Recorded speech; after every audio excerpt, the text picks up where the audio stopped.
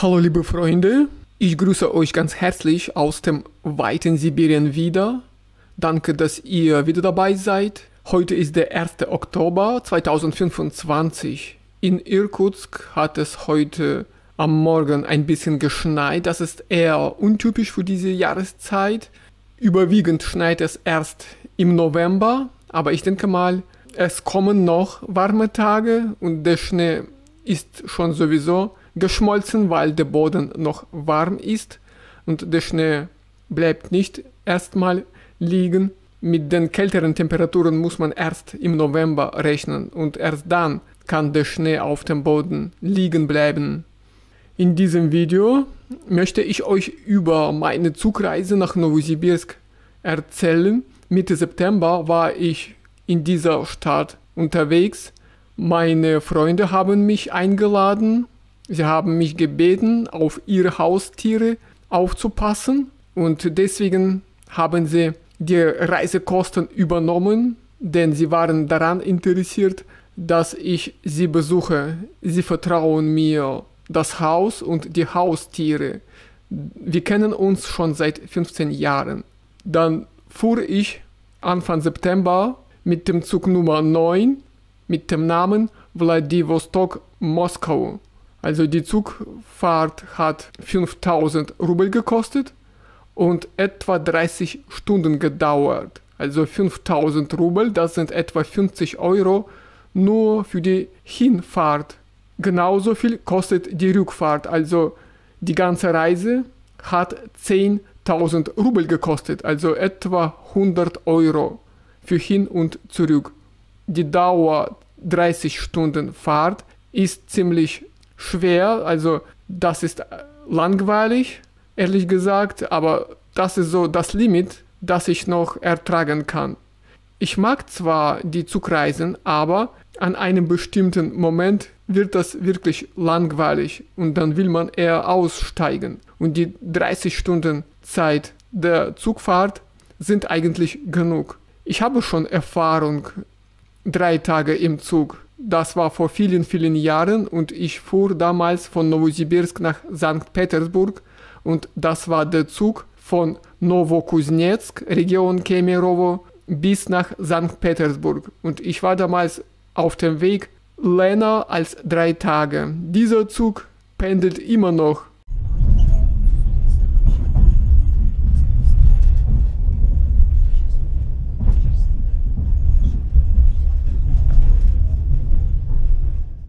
Auf meinem Weg von Irkutsk nach Nowosibirsk waren die Zugwagen halb leer. Weiß nicht warum, aber das Schuljahr hat Anfang September schon angefangen und das hat wahrscheinlich damit zu tun, dass die Eltern mit Kindern zu Hause waren und die Urlaubszeit war schon lange vorbei. Auf dem Weg von Irkutsk nach Nowosibirsk war ich in einem Abteil in der 3. Klasse. Das heißt ein Abteil ohne Tür. Und ja, ich war auf dem unteren Liegeplatz und mein Nachbar war ein Mann, er fuhr auch von Chita nach Nowosibirsk. Und die oberen Schlafplätze waren frei, deswegen war es ziemlich so gemütlich und nicht anstrengend, wenn es nicht so viele Mitreisende gibt.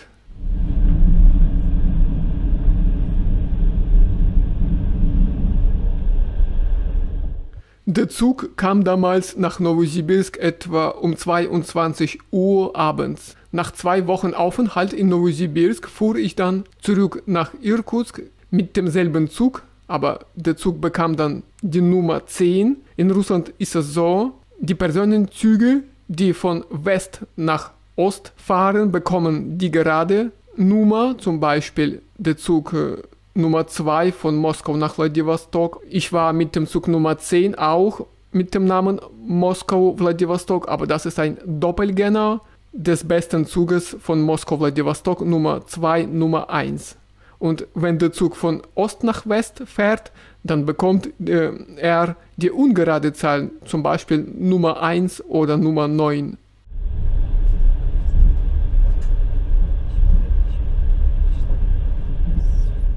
Und auf der Rückfahrt war ich auch in der 3. Klasse. Das ist so Abteil ohne Tür, wie gesagt. Und diesmal war der Zug wirklich voll. aber nur bis nach Krasnojarsk. Die Zugfahrt von Nowosibirsk nach Krasnojarsk dauert etwa 17 Stunden und die meisten Fahrgäste stiegen dann in Krasnojarsk aus. Und ich bekam den Eindruck, diese Strecke zwischen Nowosibirsk und Krasnojarsk ist sehr gefragt und sehr beliebt. Die Menschen besuchen gegenseitig. Ich habe schon mal gesagt, die Stadt Nowosibirsk gilt als Sibiriens Hauptstadt, aber viele Menschen meinen, das wäre nicht so.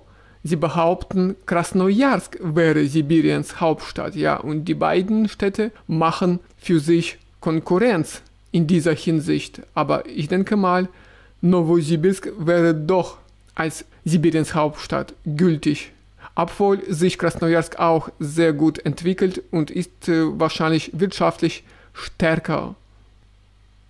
Also nach Krasnojarsk war dann der Zugwagen halb leer. Ja, es stiegen einige Fahrgäste ein, aber die oberen Schlafplätze waren dabei wieder leer und es war ziemlich angenehm, in so einem halbleeren Zugwagen weiterzufahren. Also wenn man mit dem russischen Zug fährt, dann kann man bei der Zugbegleiterin eine Teetasse fragen. Das ist so typisch bei uns in den Zügen. Es gibt diese spezielle Teetassen, die so besonders aussehen und ja, das ist so eine Kultur bei uns in Russland, den Tee mit dieser Tasse zu trinken. Wenn ihr irgendwann mit dem russischen Zug fährt, dann erlebt ihr bestimmt diese Teetasse. Das ist so eine echte Eisenbahnkultur bei uns und diese Kultur stammt eigentlich aus der Sowjetzeit. Bei den Zugwagen, bei Waggons, gibt es in Russland noch die erste Klasse. Das ist ein Abteil für 2 Personen, ein Abteil mit Tür natürlich. So ein Abteil ist das teuerste und ich empfehle euch, so ein Abteil zu bestellen, zu buchen, wenn ihr zu zweit reist. Aber dann habt ihr keine Möglichkeit, mit den Russen in Kontakt zu kommen. Es gibt noch die zweite Klasse, das ist ein Abteil für 4 Personen, ein Abteil mit Tür und dann fahrt ihr mit den anderen Russen oder manchmal auch mit den anderen Ausländern, mit den Touristen aus den anderen Ländern. Das kommt auch manchmal vor. In der heutigen Zeit leider seltener, aber noch vor einigen Jahren war es sehr verbreitet, dass man die anderen Ausländer treffen konnte. Die dritte Klasse heißt auf Russisch Platzkart. Das ist auch so ein Abteil, aber ohne Tür. Und nur in der dritten Klasse kann man mit den Russen in den Kontakt kommen so und richtig kommunizieren. Dann kann man genau beobachten, wie sich die Russen benehmen. Und ja, das wäre vermutlich für viele von euch interessant, lieber in der dritten Klasse zu fahren. Dann könnt ihr mehr erleben. Aber wenn ihr nur unter sich bleiben wollt, zu zweit oder zu viert, dann kann ich euch die erste oder die zweite Klasse empfehlen. Und besonders interessant wäre dann von Moskau bis nach Irkutsk mit dem Zug Nummer 2 zu fahren oder mit dem Zug Nummer 70 Moskau-Chita. Dieser Zug ist auch von sehr guter Qualität und ich kann euch diesen Zug auch sehr gerne empfehlen. Also noch einmal, 2 Züge möchte ich euch für die Reise von Moskau bis nach Irkutsk empfehlen. Der Zug Nummer 2 mit dem Namen Rossiya und der Zug Nummer 70 von Moskau nach Chita. Die beiden Züge sind von sehr guter Qualität und sie haben natürlich einen Speisewagen. Die Preise sind unterschiedlich, aber so kann ich ungefähr sagen, von Moskau nach Irkutsk kostet der Ticket in einem Abteil, also in der zweiten Klasse, etwa 300 € für fast 4 Tage Fahrt.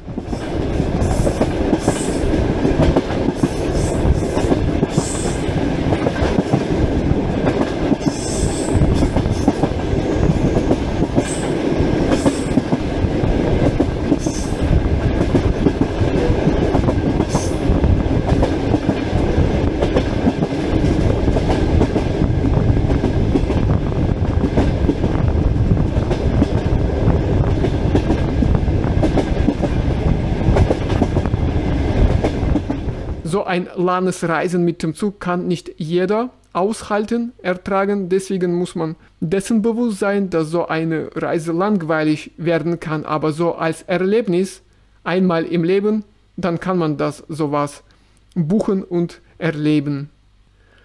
Heute am 1. Oktober habe ich mich mit meinem deutschen Freund Veit getroffen. Ein Video mit ihm gibt es schon auf meinem YouTube-Kanal. Im Mai haben wir uns wieder in Irkutsk zusammengetroffen. Damals war Veit mit seinem Motorrad von Berlin nach Ulaanbaatar unterwegs, aber auf der Strecke von Moskau nach Irkutsk lässt er sein Motorrad von einer Logistikfirma transportieren und er selbst fährt dann mit dem Zug nach Irkutsk. Und jetzt, wo der Sommer vorbei ist, fährt Veit jetzt wieder zurück von Irkutsk nach Moskau, wieder mit dem Zug. Und diesmal lässt er sein Motorrad BMW wieder von einer Logistikfirma nach Moskau transportieren.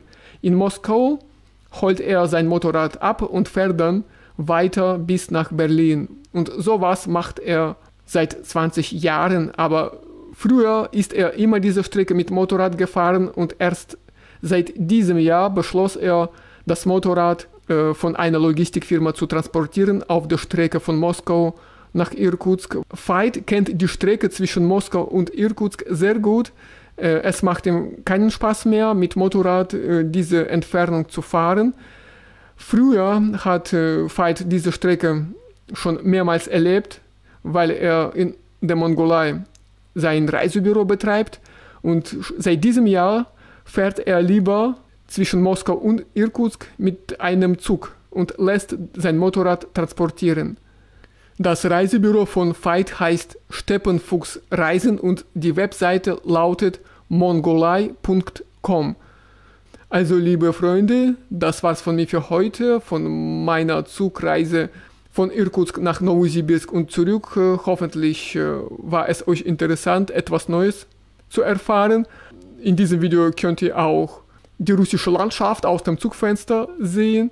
Manchmal ist das ziemlich langweilig, aber im Sommer geht es noch. Im Sommer kann man schöne Landschaften beobachten, aber im Winter, muss ich ehrlich sagen, ist so eine Zugreise in Sibirien echt langweilig. Überall ist alles weiß. Das Auge kann nichts fassen und deswegen ist das meine Empfehlung, mit dem russischen Zug, auf der Transsib, nur im Sommer zu reisen. Dann kann man mehr erleben und man kann etwas Interessantes sehen. So wäre mein Geheimtipp für euch, liebe Freunde. Also danke, dass ihr die Zeit gefunden habt, dieses Video bis zu diesem Moment anzuschauen. Ich hoffe, euch geht's gut so im Alltag. Auf jeden Fall wünsche ich euch alles Gute im Alltag und wir sehen uns bald in meinen neuen Videos wieder. Bis dann. Tschüss.